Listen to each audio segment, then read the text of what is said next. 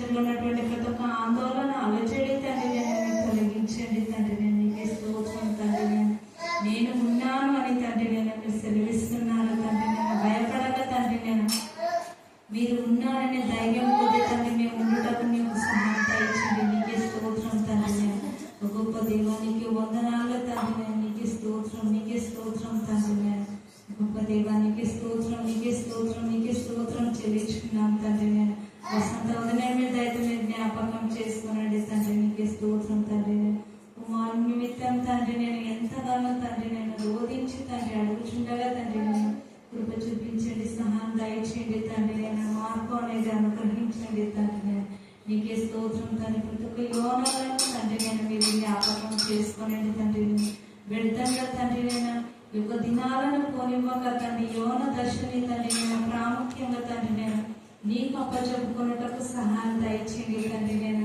ఆలోచన నడవడిక తండ్రి నేను ప్రతి ఒక్కటి తండ్రి నేను నీకు ఇష్టపూర్వకముగా తండ్రి ఉండాలని తండ్రి నేను కోరుకుంటకు సహాయం దయచేయండి నీకే స్తోత్రం తండ్రి నేను ఏ రీతిగా తండ్రి నేను దావీదు మహారాజు గారు తండ్రి నేను కోరుకొని ఉన్నాడు నా యొక్క ప్రవర్తన అంతటికీ యజమానిగా మీరు ఉండాలనేది ఆశపడి ఉన్నారు తండ్రి నేను నీకే స్తోత్రం తండ్రి నేను నీకు వందనా చేసుకున్నాను తండ్రి నేను అదేవిధంగా తండ్రి ప్రతి ఒక్క యోనులు తండ్రి నేను యోనరాళ్ళు తండ్రి కోరుకుంటూ నీకు సహాయం దయచేయండి తండ్రి నీకే స్తోత్రం తండ్రి నేను ప్రాముఖ్యత యోన దశ కనుక తండ్రి నేను యోనంలోనే తండ్రి నేను స్థిరపడుటకు తండ్రి నేను బలంగా నాటుకున్నటకు నీకు సహాయం దయచేయమని ప్రార్థిస్తాను నీకే స్తోత్రం తండ్రి గొప్ప దేవానికి వందనా చేసుకున్నాం తండ్రి నేను శీలని మమతని తండ్రి మీరు జ్ఞాపకం చేసుకోండి తండ్రికి స్తోత్రం తండ్రి నేను నేను కూడా మీరు దయతో మీ జ్ఞాపకం మార్గం మీరే సరళం చేయమని ప్రార్థిస్తున్నాం తండ్రి నీకే స్తోత్రం తండ్రి ఏ గృహంలో తండ్రి నేను నీ యొక్క బిడ్డను నడిపించుకుంటున్నారా తండ్రి నేను అక్కడ తండ్రి అపవాది క్రియలు మీరు లయం చేస్తుందండి కేవలం మీ యొక్క తండ్రి నేను కృపశాంతి సమాధానము తండ్రి నేను ఆ యొక్క గృహాల్లో ఉండటకు మీ యొక్క కృప చూపించండి తండ్రి నేను నీకే స్తోత్రం తండ్రి అక్క మక్కలు కూడా మీరు దీవించండి దేవా నా పాపమంత కడిగావనేస్తం త్యాగమెంత చేశావు దేవా నా పాపమంత కడిగావనేస్తం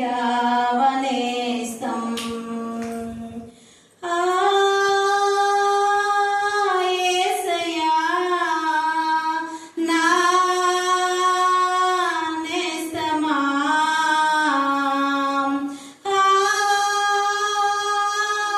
యేసయ్యా నా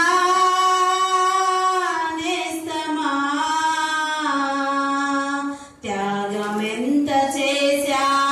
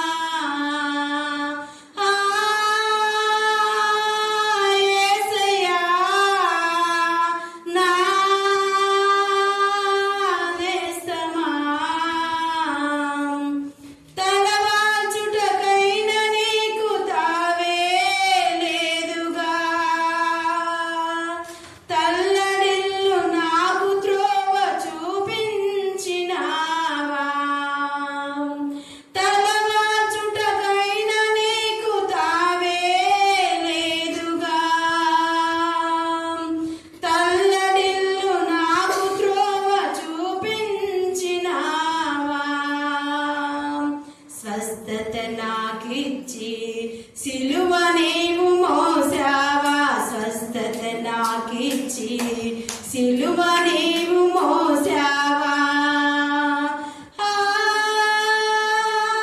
యేసయ్యా నా నేస్తమా,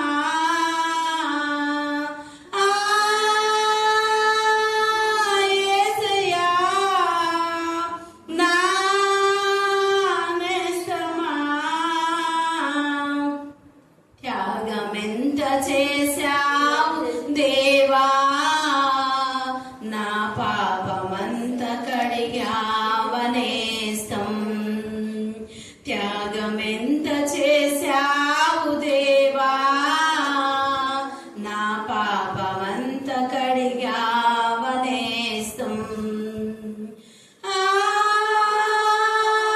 యేసయ్యా నా నేస్తమా,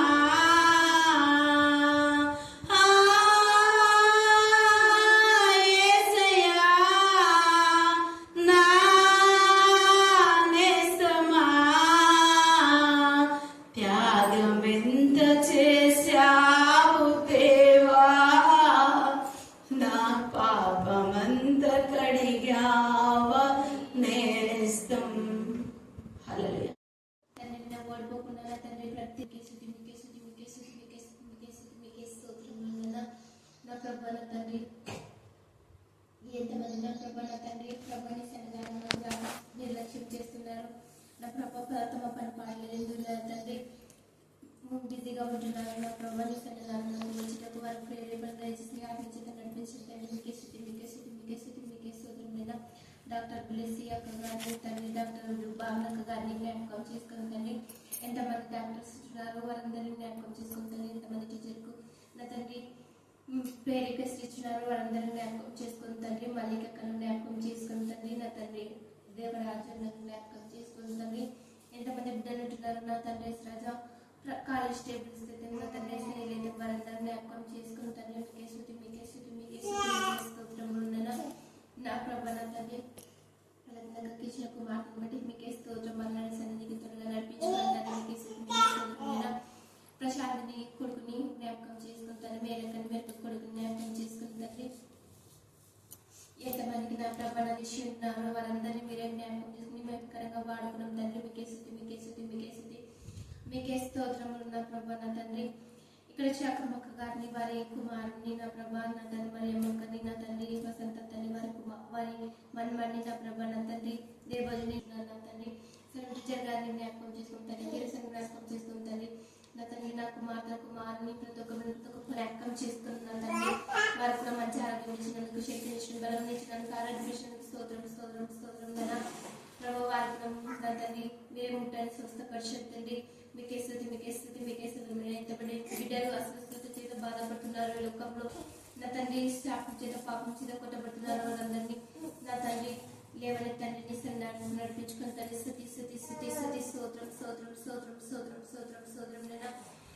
నాన్నమ్మ వాళ్ళకి జేజమ్మ వారికి నా ప్రభావ పిల్లలు ఎలా పెంచడం నేర్పించాను తండ్రి, తమ ఇష్టానుసారమైన రీతిలో తమ పిల్లల్ని పెంచుకున్న నా ప్రభా నా తండ్రి గాంధీజీ బుద్ధి చెప్పి దేవుని ఎందుకు భయభక్తులు కలిగి పెంచే బిడ్డలుగా తండ్రి మార్చాను తండ్రి మీకే స్తుతి మీకే స్తుతి మీకే స్తోత్రం. నేను పెద్దలు దేవుని వర్ధిల్లాగా కృపాసరించండి తండ్రి.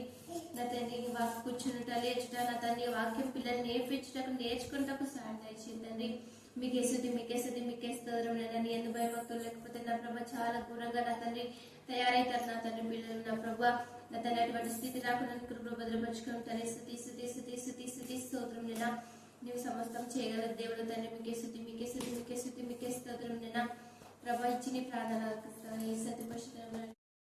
నుండి విశ్రాంతి కాలములు వచ్చినట్లును మీ కొరకు నియమించిన క్రీస్తు యేసును ఆయన పంపునట్లును మీ పాపములు తుడిచివేయబడు నిమిత్తమును మారు మనసు నుండి తిరుగుడి. అన్నిటికీ కుదురుబాటు కాలములు వచ్చునని దేవుడు ఆది నుండి తన పరిశుద్ధ ప్రవక్తల నోట పలికించెను. అంతవరకు యేసు పరలోక నివాసి అయ్యుండుట ఆవశ్యకము. మోషే ఇట్లా నేను ప్రభువైన దేవుడు నా వంటి ఒక ప్రవక్తను మీ సహోదరులతో నుండి మీ కొరకు పుట్టించును. ఆయన మీతో ఏమి చెప్పినను అన్ని విషయములలో మీరు ఆయన మాట వినవలను. ఆ ప్రవక్త మాట వినని వాడు ప్రజలలో ఉండకుండా సర్వనాశనమగునెను. మరియు సమూయేలు మొదలుకొని ఎందరు ప్రవక్తలు ప్రవచించురో వారందరి ఈ దినమును గూర్చి ప్రకటించిరి. ఆ ప్రవక్తలను దేవుడు అబ్రహాముతో నీ సంతానమందు భూలోక వంశములన్నీ ఆశీర్వదింపబడునని చెప్పి మీ పితరులతో చేసిన నిబంధనకును మీరు వారసులై ఉన్నారు. దేవుడు తన సేవకును పుట్టించి మీలో ప్రతి వారిని వారి దుష్టత్వం నుంచి మళ్లించుట వలన మిమ్మల్ని ఆశీర్వదించుటకు ఆయనను మొదట మీ యొద్దకు పంపనని చెప్పాను. ఆమేన్. దేవా, మీలో మీ శరీరంలో నా తండ్రి అవి ఉన్నప్పుడు మాలో పూర్ణ ఆరోగ్యం, బలం, శక్తి మీరు మరణించారు. దేవా, ప్రతి బలహీనత నుంచి మమ్మల్ని విడిపించిన మా తండ్రివి. అసమాధానం కొట్టివేసి సమాధానం ఇచ్చిన దేవుడు, బలహీనతను కొట్టివేసి బలాన్ని ఇచ్చిన దేవుడు, అపవిత్రం కొట్టివేసి పరిశుద్ధత ఇచ్చిన దేవుడు అయినందుకు మేము స్తుతిస్తున్నాం. స్తుతించే నాలుగు మీరు మాకు దయచమని ప్రార్థిస్తున్నాం. వ్యర్థమైన మాటల వలన ఎవరు మమ్మల్ని మోసపరచకుండా మమ్మల్ని మేము జాగ్రత్త పడడానికి కృపాస్థానం దయచేయగాక. ప్రతి దుష్టత్వం నుంచి మనం విడిపించమని ప్రార్థిస్తాం. దుష్టక్రియ లయపరచమని ప్రార్థిస్తాం. దుష్టత్వం ఎదిరించే శక్తి మీరు మాకు దయచమని ప్రార్థిస్తున్నాం. దేవా, మీ మంచి తలంపులు ఆలోచన మాకు దయచేయగాక. మీ చిత్తానుసారంగా ఆలోచించడానికి మాకు నేర్పించండి. మా తలంపుల కంటే మీ తలంపులు ఎంతో ఉన్నతమైనవి. దేవా, మీ తలంపులకు నా ప్రభావం మేము ఓకే చెప్పడానికి మీ కృపాస్థానం దయచేయమని ప్రార్థిస్తున్నాం. దేవా, మీ చిత్తాన్ని పూర్తిగా మా జీవితంలో మీరు నెరవేర్చుకోమని ప్రార్థిస్తున్నాం. మీ చిత్తమే సిద్ధించుకోక ప్రభావం, మీ చిత్తమే సిద్ధించుకోక ఈ సమయంలో చదువుకున్న లేఖన భావన ఆశించి విరిచి మా అందరి జీవితాల్లో మీరు కలుగపరిచేయండి. దేవ, ఇక్కడ చేరిన బిడ్డలు అందరూ మీ కరుణా పీఠంలో ఎత్తిపడుతున్నారు. కనికరించండి. ఒక్కొక్కరి పైన మీ గాయపడిన వస్తూ ఉంచండి. మీ నెమ్మది, మీ సమాధానం, కాపుదల దయచేయడానికి ప్రార్థిస్తున్నాం. 10th విద్యార్థులకు మీరు ఇచ్చిన ఘనమైన దేవ విషయాన్ని బట్టి మేము స్తుతిస్తున్నాం. ప్రతి బిడ్డకి ఎగ్జామ్ లో మీరు సహాయకారిగా ఉంటున్నారు. ప్రతి క్వశ్చన్కు ప్రతి బిడ్డకు రైట్ ఆన్సర్ దయచేసినందుకు నేను స్తుతిస్తున్నాం. మిగతా ఎగ్జామ్స్ రాసే ప్రతి బిడ్డను మీరే సిద్ధపరచమని ప్రార్థిస్తున్నాం. దేవ, మీకే స్తోత్రం, మీకే స్తోత్రం, మీకే స్తోత్రం, మీకే స్తోత్రం. అనేక కుటుంబాల్లో ప్రతిబింబిస్తున్న దుష్ట శక్తులు, దురాత్మ, ప్రేతాత్మ, చేదోడి మాంత్రిక శుద్ధ శక్తులు గర్తించాలని ప్రార్థిస్తున్నాం. ప్రత్యేక రీతిలో మేరీ, సురేష్, మా తండ్రి వారి కుటుంబాల్లో ఉన్న దురాత్మలు లయపరచమని ప్రార్థిస్తున్నాం. దేవా, చేతిబడి శక్తి నుంచి విడిపించండి. ఎందుకు భయభక్తి గల బిడ్డలకు ఏ చేతి వాళ్ళు ఏం చేయవల్ల నమ్మకం దేవా మేరీకి మరి సురేష్ కు మా తండ్రి మీరు దయచేయండి. వారి కుటుంబంలో దుష్ట శక్తులు మీరు లయపరచమని ప్రార్థిస్తున్నాం. దేవా, నీ బిడ్డలు భయపడవలసిన వారి నుండి మళ్లించడం వలన ఆశీర్వాదం.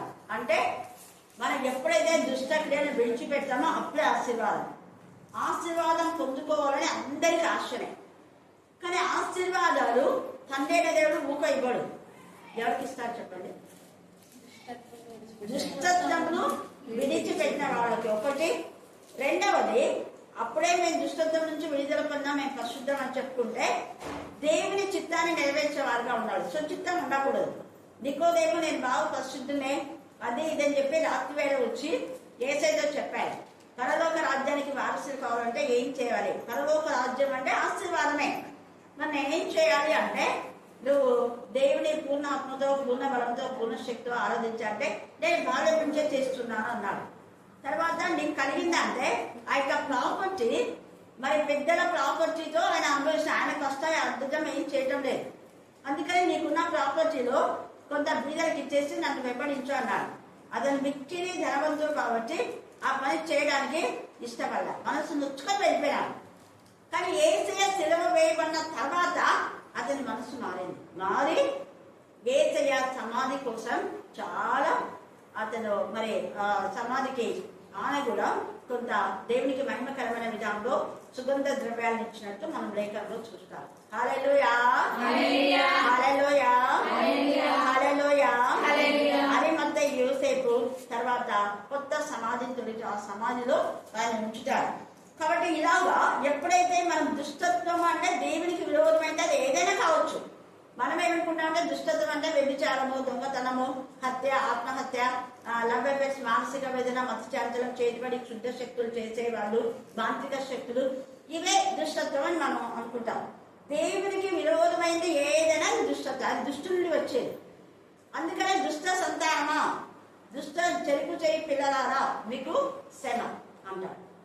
లోబడని పిల్లలు కూడా శ్రమ. అంటే దేవుని వాక్యానికి లోబడకపోతే అది కూడా శ్రమనే. అందుకని లోబడే పిల్లలకు శ్రమ అని యెషయా 1లోనే మనం చూస్తాం. తర్వాత తల్లిదండ్రులకు అభిధేయులుగా ఉంటే వాళ్ళ కన్నులు ఏమైతే తల్లిదండ్రులు అనే దగ్గర ఆత్మ సంబంధమైన వాళ్ళు నీకు తల్లి తండ్రి వాళ్ళ మాట వినకపోతే కూడా కన్నుల్లోకి కాపులు బిగుతాయి. అంటే భయంకరమైన చావు అని అక్కడ అర్థం. ఎవరైనా ఆత్మీయంగా ఉండి పడిపోయి దేవుని సన్నిధికి సహవాసానికి దూరమైన వాళ్ళంతా కూడా ఆత్మ సంబంధమైన విషయాల్లో వాళ్ళు చేసినట్టు ద్రోహం. వాళ్ళు అనుకుంటున్నారు నేనేం తప్పు చేసినా ఆడికి రాకపోతే ఇంకో చచ్చిపోతున్నాడే ఇంకో దగ్గర పోతున్నాడు అనుకుంటా. పాపం అది. నువ్వు ఎక్కడ ఆత్మీయ మేలు పొందుకున్నావో అక్కడ కృతజ్ఞత కలిగి ఉన్నావు చావు వరకు. ఎందుకంటే అబ్రహాము ఎక్కడ ఆశీర్వదించమన్నాడో అక్కడ ఉన్నాడు, కానీ మళ్ళీ వాళ్ళ అమ్మ నాన్న దగ్గరికి వెళ్ళాడా? లేదు. కరువు వచ్చింది ఆయన సమయంలో కూడా, మహాకరువు వచ్చింది. కరువు వచ్చింది కదా అని మళ్ళా నా పితరుల దేశంలో పోతానులే అని అనుకోవాలి. ఆదికాండం 12వ అధ్యాయము 1-2 వచనాలు అక్కడ ఆశీర్వాదములకు కారణమైనటువంటి విషయాలు అక్కడ ఉన్నాయి. చదవండి. దేవుడు చెప్తున్నాడు దేవుని మాట. అందుకే దేవుని మాట వినకపోతే కూడా దుష్టత్వమే. దుష్టులు దేవుని మాట వినాలి. దుష్టులు దుష్ట కార్యాలే చేస్తారు.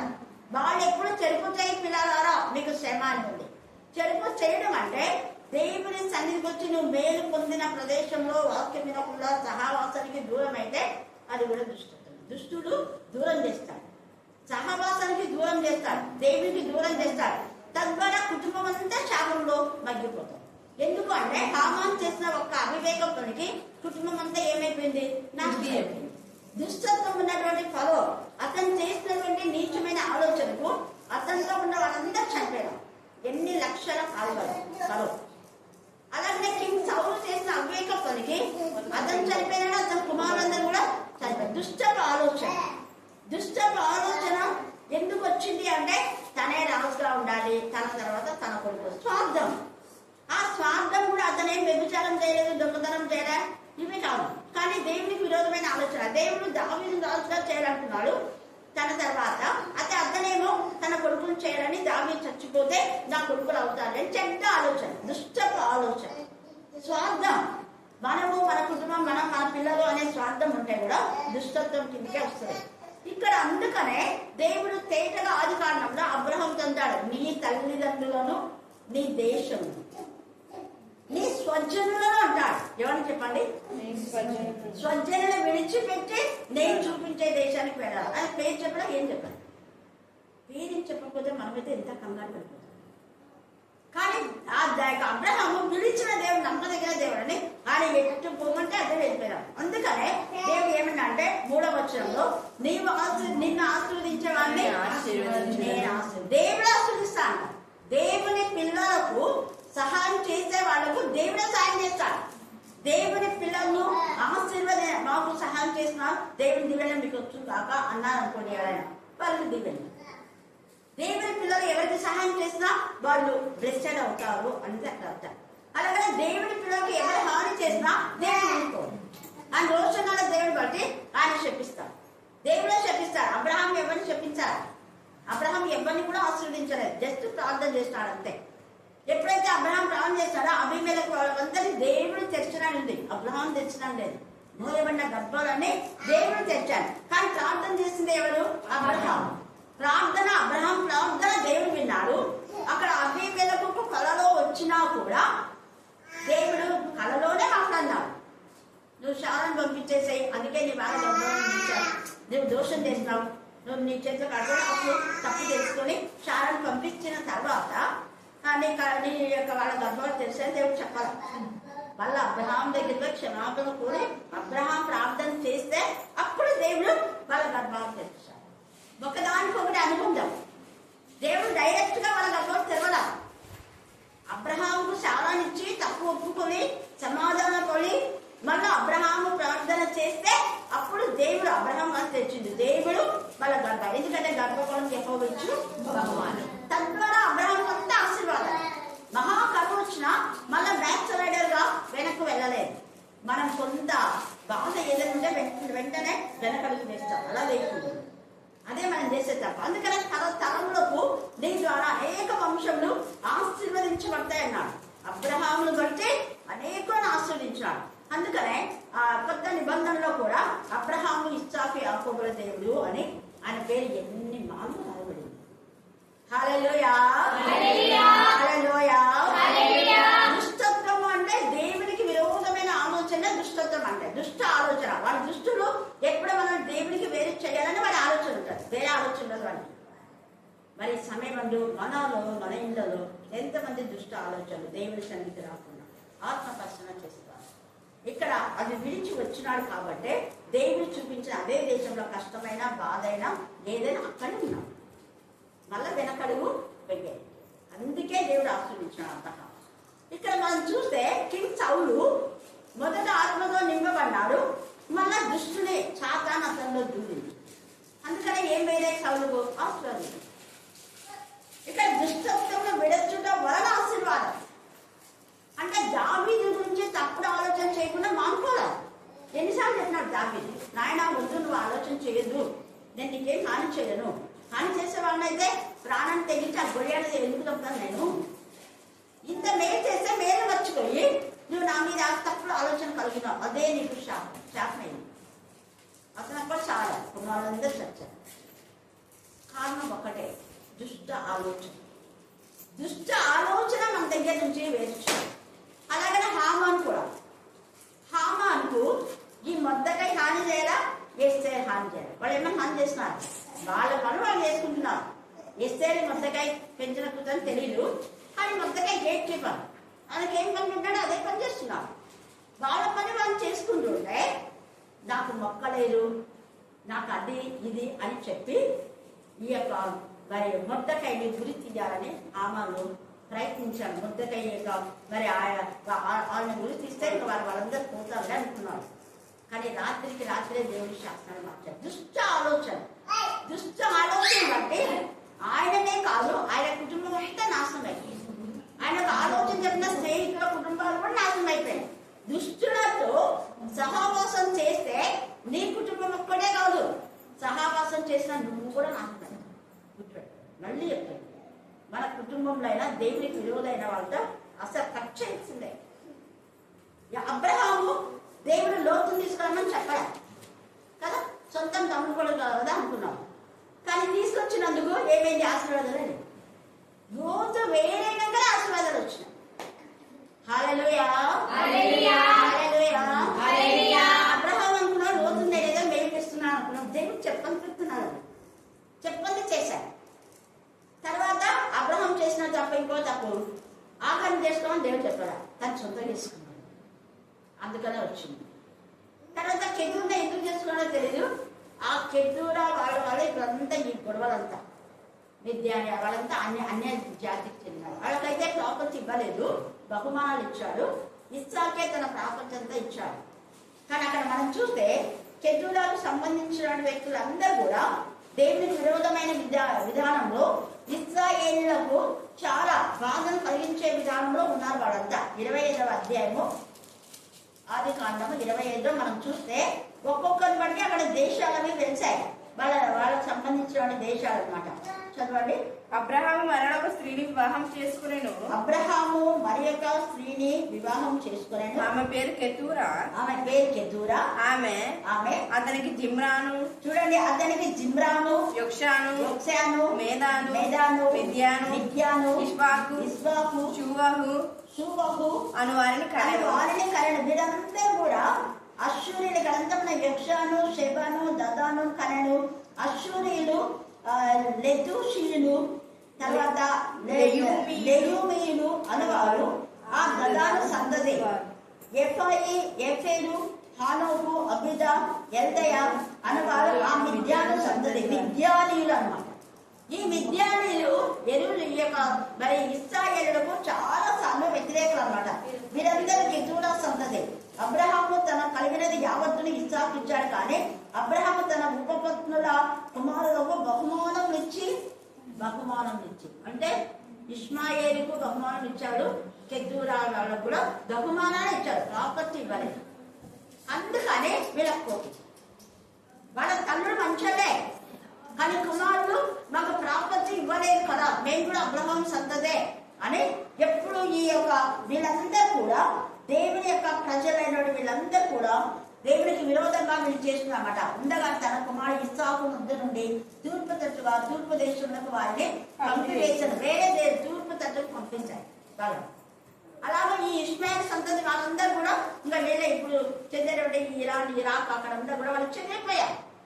చెదిరిపోయిన వాళ్ళంతా ఇస్రాయల్ పైన నేరారోపణ చేస్తున్నారు. ఇప్పుడైతే ఇస్రాయల్ కొంతమంది సాయం చేస్తున్నారు. రానున్న దినాల్లో ఇస్రాయల్ ఒంటరిగా మిగిలిపోతుంది. అది కూడా ప్రవచనము నెరవేర్చబడుతుంది. వాళ్ళందరినీ నీ మీదకి పంపిస్తానని చెప్పాను. అంటే ఇస్రాయేలీలు, అమెరికాలో ఉన్నటువంటి ప్రజలు, తర్వాత ఇజ్రాయెల్ దేశంలో ఉన్న ప్రజలు దేవునికి విరోధమైన విధానంలో దుష్ట క్రియలు చేయడం ద్వారా మిగతా దేశాలన్నింటి వారిపైకి లేపుతారు. ఇప్పుడు చనిపోయిన వాళ్ళు పెద్ద క్రూరులు, అది కూడా వాని గురించి లేఖనంలో రాయబడింది. వాడు చస్తాడని కూడా ఉంది, లేఖనాధారాలు ఉన్నాయి. యెహెజ్కేలు మనం 38లో చూస్తే అక్కడ రాయబడుతుంది అన్నమాట. కాబట్టి తర్వాత ఇర్మియా 49లో కూడా ఉంది. ఎలామీయులు, మెసొపొతేమియా చూసాం కదా మనము. మెసొపొతేమియా అక్కడంతా కూడా చెదిరిపోయినటువంటి వాళ్ళు. ఈ చెదిరిపోయిన వీళ్ళంతా ఇశ్రాయేలు పక్ష పెట్టినారు.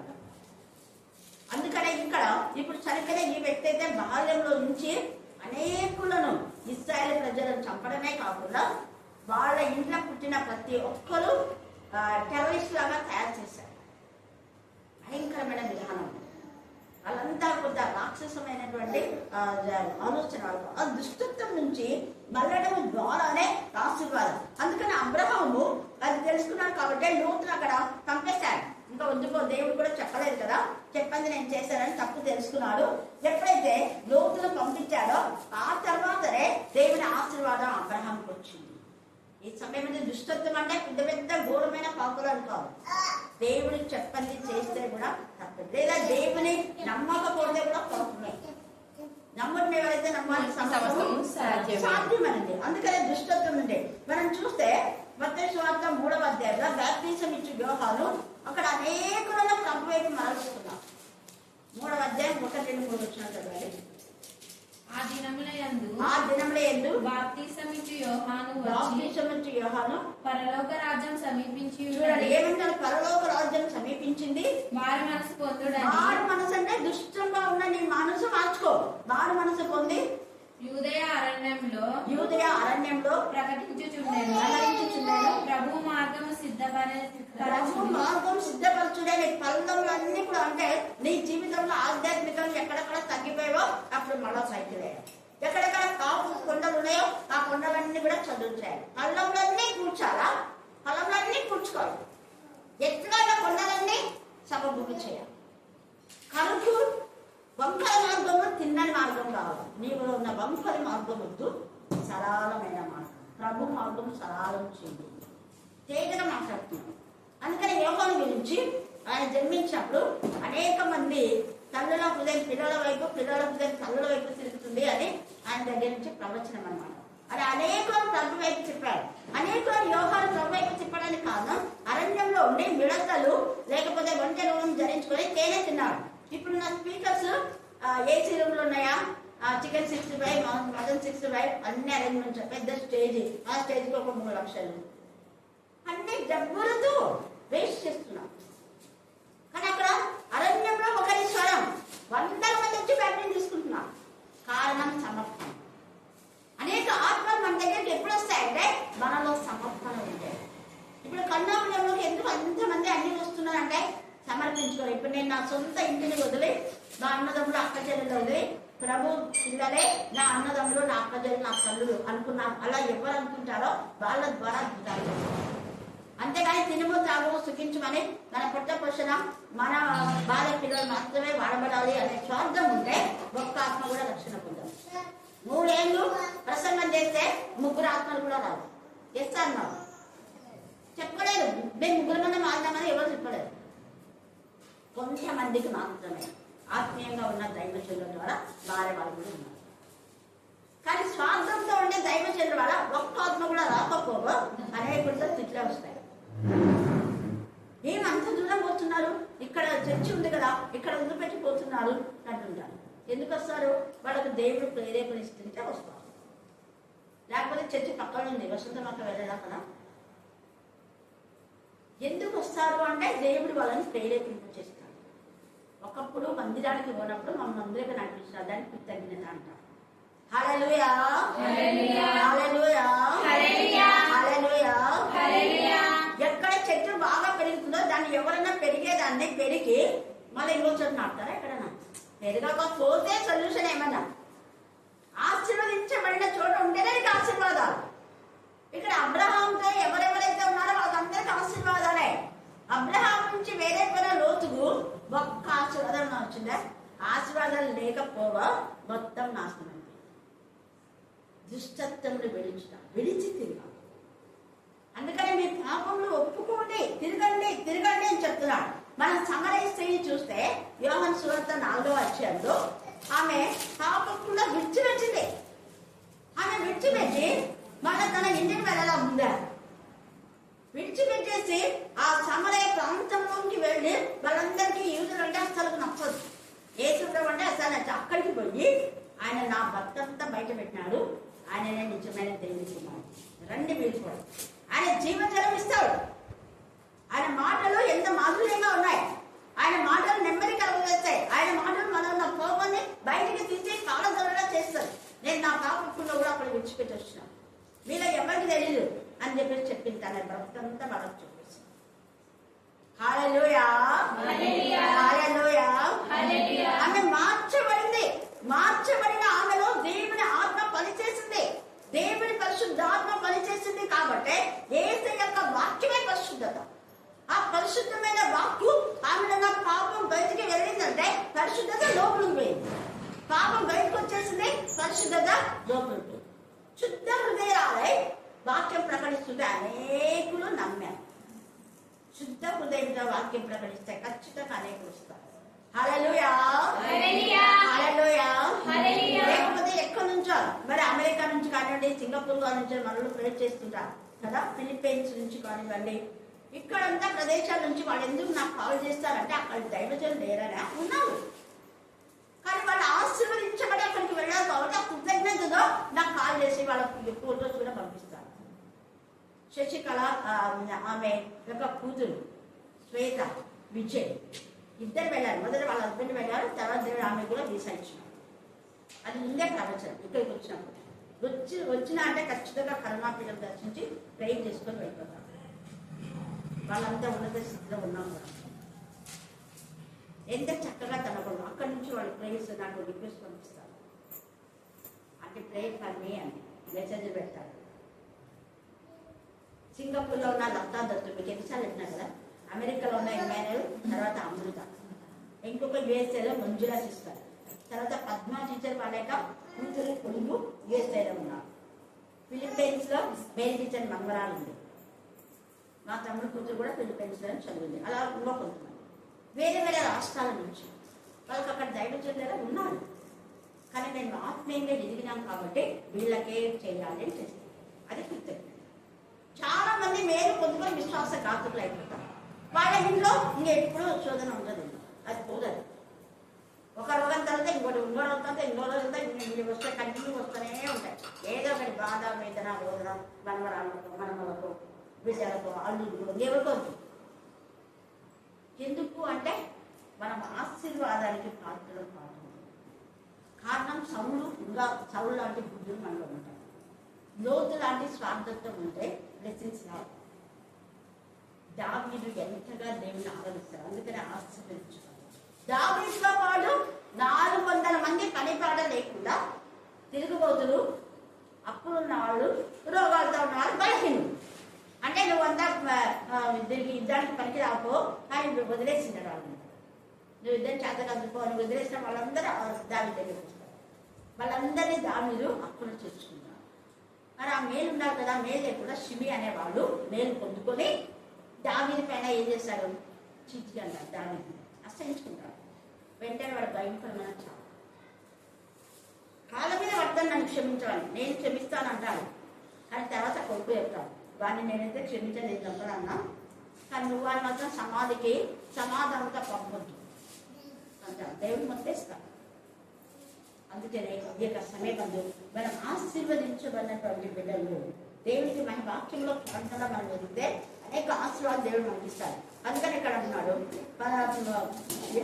ప్రభు సముఖం నుండి విశ్రాంతి కాలంలో వచ్చినట్లు మీ కొరకు నియమించిన క్రీస్తు యేసును ఆయన పంపునట్లు మీ పాపమును తుడిచివేయబడి నిమిత్తము వారణంలో పుల్లి ఎల్లరా తిరుగుడే అంటే తిరగనే తిరగాలి. 27వ అధ్యాయము 27 ఎంత వారి చూడండి ఎంత గర్వము ఎంత అహంకారంతో వారు ప్రవర్తిస్తున్నారు. 7వ అధ్యాయం 26 వచనం నా జనులలో దుష్టులు ఉన్నారు. చూడండి, నా జనులు ఎవరున్నారంట? దుష్టులు ఉన్నారు. చెప్పండి, దుష్టులు ఉన్నారు. దేవుడు చెప్తున్నాడు తేటలో. నా జనులు మీరు అనుకున్నారు, దేవుని మందిరానికి పోతున్నారు అనుకున్నారు, వాక్యం చెప్తున్నారు, ప్రార్థన చేస్తున్నారు, పాడుతున్నారు, కానీ మీరు హృదయం దేవుడికి ఇష్టం కాలేదు. బయట పోయి దుష్ట కార్యాలన్నీ చేస్తున్నారు. చేయరానే పనులు బాగా ఉండగా వేరొక మహోదయం, వేరే వాళ్ళ పొలంలో ఆక్రమించుకోవడం, వేరే వాళ్ళ ఇళ్లను ఆక్రమించుకోవడం, న్యాయం చెప్పమంటే లంచం తీసుకోవడం, 2 వర్గాల మధ్య లంచం తీసుకొని మీ పక్క చేస్తానని వాళ్ళు చెప్తారు, మీ పక్క చేస్తానని వీళ్ళు చెప్తారు. 2 పక్క డబ్బులు ఆపుతున్నారు. ఇవన్నీ దేవుడికి ఇష్టమా? మీలో దుష్టులు ఉన్నారంటున్నాడు. ఎంత చక్కగా మందిరానికి పోయే వాళ్ళలో, వాక్యం చెప్పే వాళ్ళలో, ప్రార్థన చేసే వాళ్ళలో పాడే వాళ్ళు బుద్ధిమంతులు కాదు, దుష్టులు ఉన్నారు. వారు నా మాట వెనక ఉన్నారు. చెవి ఎగ్గక ఉన్నారు. ఎన్నిసార్లు రమ్మన్నా రావాలి. నా మాట మన మేలు పొందుకున్నారు వాళ్ళు. మేలు పొందుకున్న వాళ్ళనే నేను రమ్మని వేరే వాళ్ళకి చెప్పాను. వేరే వాళ్ళకి రమ్మని కూడా నేను చూసాను. ఎవరైతే ఇక్కడ మేలు పొందుకున్నారో, ఇక్కడ మేలు పొందుకొని రాకపోతే భయంకరమైన ఉగ్రత వస్తుంది కాబట్టి ఇక్కడ రాయబడింది. అందుకనే రమ్మని చెప్తాను. వినరు నువ్వు కాబట్టి శిక్షణ. తమ మెడను అస్సలు ఉంచరు. గర్వం. డిగ్రీ అయిపోయిందంటే బీడీ చేస్తున్నావు, ఎంఏ చేస్తుంటే నువ్వు మాకంటే ఎవరు లేక ఎక్కువ అని అనుకుంటావు.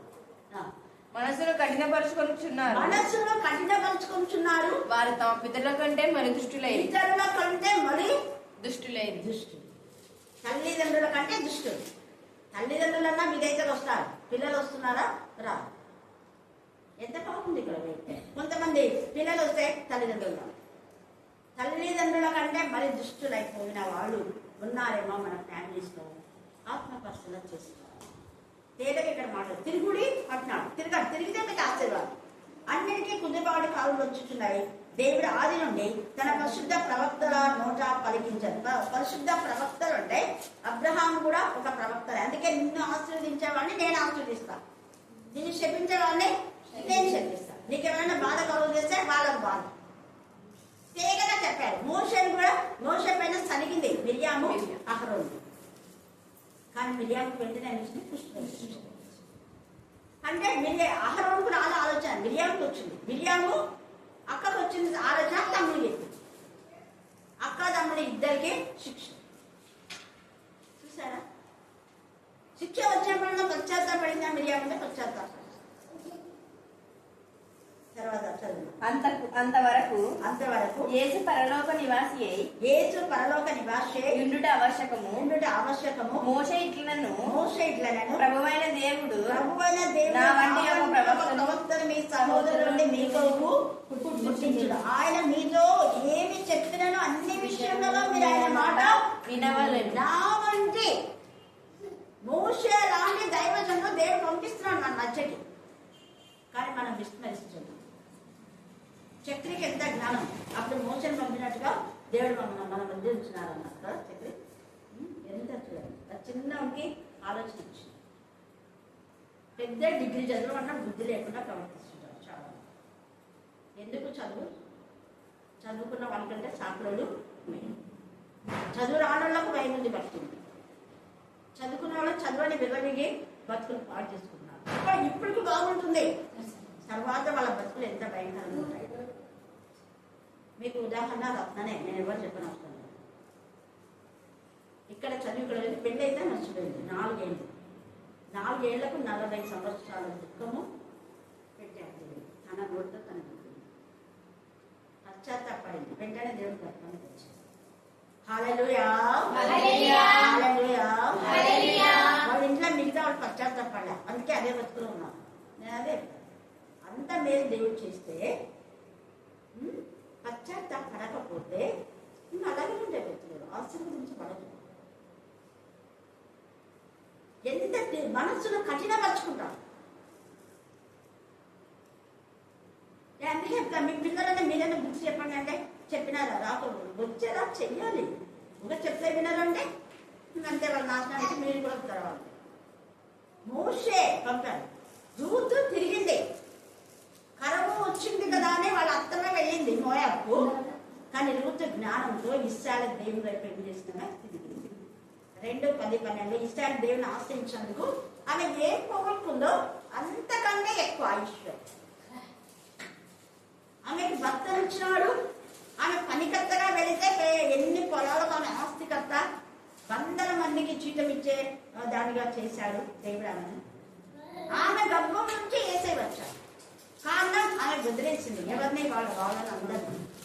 నీ జనమే నా జనం, నీ దేవుడే నా దేవుడు, నీ దేశమే నా దేశం. నువ్వు ఎక్కడ ఉంటావు నేను అక్కడే ఉంటాను. నువ్వు తింటే నేను తిన్నా, నువ్వు తినకపోతే నేను తిన్నాను. ఎంత మంచి నిర్ణయం. వదిలేస్తేనే ఆశీర్వాదం. పాపాలు మెచ్చుకొని ప్రార్థన చేస్తే దావి చేశాడు, ప్రార్థన విన్నాడు దేవుడు, వెళ్ళాడు. అది వదిలేసాక దేవుడు ఎన్నిసార్లు ఆయన ప్రార్థన విన్నాడు, ప్రతి ప్రార్థన విన్నాడు. 4 తప్పులు చేశాడు దావి. 4 తప్పులు ఏమి తప్పులు చెప్పండి? దావి చేసిన తప్పులు 4. బత్షెబాను చేసుకున్నాడు, ఒక తప్పు. రెండవది, బత్షెబా యొక్క భర్త ఉరియాను యుక్తితో ముందలను పెట్టించి చంపించాడు, రెండవ తప్పు. మూడవ తప్పు, జనంలో లెక్కించొద్దు అంటే లెక్కించాడు. 4వ తప్పు చూద్దాం. 4వ తప్పు అది అయిపోయింది.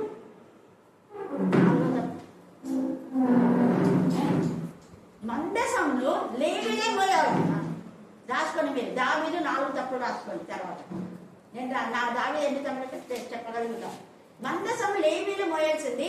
ఈయన సొంత ఆలోచనలో కొత్త బండి తీసుకొని దానికంతా కాడిమైన ఎద్దులను కట్టి తీసుకొని వస్తుంటే మందసం పెట్టడానికి పోతేనే తినేవాడు. బుజ్జ చచ్చిపోయినా. నా మీద అవివేకానికి బుజ్జ చనిపోయినా. 4 తప్పులు. అందుకనే అర్థమయ్యి దేవా పాపం 34 ఉంటే నాకు అవసరం అక్కడ విన్నా. కొడుకు బ్రతకమని ఎంత ప్లాన్ చేస్తాడు దేవుడు, విన్నాడా? విన్నాడు. కొడుకు చనిపోయినాడు. కొడుకును బ్రతికించాలని ప్రార్థన చేస్తే కొడుకు చనిపోయినాడు. కొడుకు బ్రతికించాలని ఉపవాసాన్ని ప్రార్థన చేస్తే కొడుకు చనిపోయినాడని వింటేనే లేచి నాకు భోజనం తీసుకొని రాకపోయినా అందరూ షాక్ అయిపోయినాడు. ఇదేంటి, కొడుకు బ్రతకాలని ప్రార్థన చేస్తే కొడుకు చనిపోయినాడంటే ఆ వార్త విని వాళ్ళు తినకుండా ఉంటారన్న వాళ్ళు అనుకుంటే ఈయనకు అర్థమైపోయింది. నేను బుద్ధి లేకుండా పాపంతో నేను ఈ పాపాన్ని మీరు ఉంచు దేవాన్ని చేశాను, తప్పది. అందుకే దేవుడు తీసుకున్నాడు. అప్పుడు అర్థమై వెంటనే లేచి స్నానం చేసి భోజనం చేస్తాను. వర్షం కూడా అర్థం కాదు. చచ్చిపోయిన కొడుకు కోసం నా భర్త కూడా ఎంత బాధపడుతున్నాడు అనిపించింది. తర్వాత ఆమె ఒక దేవుడు మాట ఇచ్చినాడు, మరి శ్రేష్టమైన కుమారుని ఇస్తానన్నాడే, నువ్వేమి ఇచ్చొద్దు అని వర్షాలను పోదాల్చుతాను.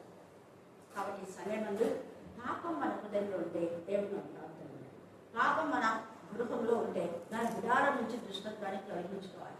కీర్తన 101 కూడా ఉంది. తర్వాత యోగు కూడా అంటాడు, నీ గుడారం నుంచి దుష్టత్వాన్ని తొలగించుకోవాలి. అప్పుడు ఎప్పుడైతే రూతు దేవుడు వైపుకి వచ్చి దేవుడు ఆశీర్వదించినాడు, అలాగనే ఇంకా మోషే వీళ్ళందరూ కూడా దేవుడి మాట విన్నారు. దేవుడు వాళ్ళని ఎంతగానో ఆశీర్వదించినాడు. తర్వాత మనం చూస్తే దేవుడి మాట వినకుండా విర్రవీగినటువంటి 23వ అధ్యాయంలో ఒక బాలాకు నేర్పిన బిలాము బోధ. అక్కడ వాళ్ళు శపించమంటే శపించాలి, ఆశీర్వదిస్తారు. ఆశీర్వాదాలకు దేవుడు ఆశీర్వదిస్తాడు. శాపంలో ఉండేవాళ్ళు ఆశీర్వాదాలు రావాలన్నా రాదు. మీరు సంఖ్యాకాండం 23 చదవండి. తర్వాత సంఖ్యాకాండం 24లో నక్షత్రము యాకోబు నుంచి ఉదయిస్తుంది. యాకోబులో మంత్రం లేదు, శకనం లేదు. ఆశీర్వదించేవాళ్ళు దేవుడు ఆశీర్వదించిన దినం. ఆశీర్వదించిన వాళ్ళని నువ్వు శపించమంటే ఎలా శాపం వస్తుంది? రాదు. వాళ్ళ ఆశీర్వాదానికి పాత్రులు. కాబట్టి మనం శపించే వాళ్ళకి రావు. శాపంలో ఉండేవాళ్ళు నువ్వు దేవుడిని దీవించు కాక అంటే దీవెనలు వస్తాయా? రాదు. లూసిఫర్ని పట్టుకొని దేవుడిని దీవించు కాక అంటే దీవెనలు వస్తాయా? అది అక్కడ గుర్తుపెట్టుకోవాలి. అపవాదితే ఉన్నాడు కింగ్ సౌలు. ఎవరు అక్కడ అసలు ఆశీర్వదించలేదు కూడా సైన్యం. ఆశీర్వదించమని చెప్తాడు. నేను ఆశీర్వదించాను, నువ్వు ఆశీర్వాదానికి కావుతున్నావు. నీ యొక్క సింహాసనం నుంచి నువ్వు చూస్తే వస్తావు. ఆజ్ఞ అతిక్రమమే పావు.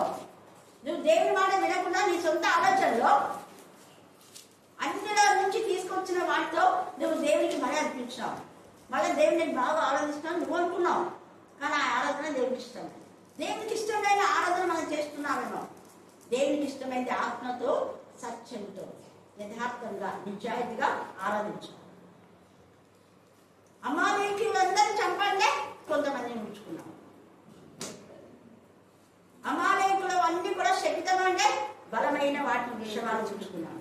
వాటితో బలి అర్పిస్తే దేవునికి నచ్చలే. అందుకే శాపం ఇచ్చేసింది, ఆశీర్వాదం కాదు. నేను బలి అర్పిస్తే నన్ను దేవుడు ఆశీర్వదిస్తాడని పాపం అనుకున్నాడు, అతను అనుకున్నాడు. ఆశీర్వాదం బదులుగా ఏమొచ్చింది? శాపం.